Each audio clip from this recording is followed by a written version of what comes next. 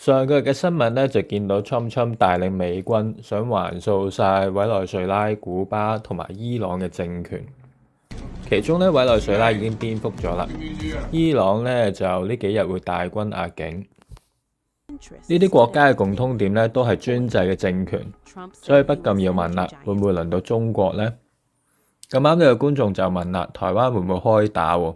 都關事喎，所以今集咧就會順便推算一下嘅。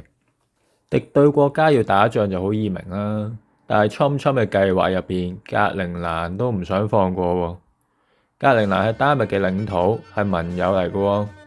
而且佢嗰度冰天雪地，人影都唔多隻，有咩咁迫切要納入美國嘅領土呢？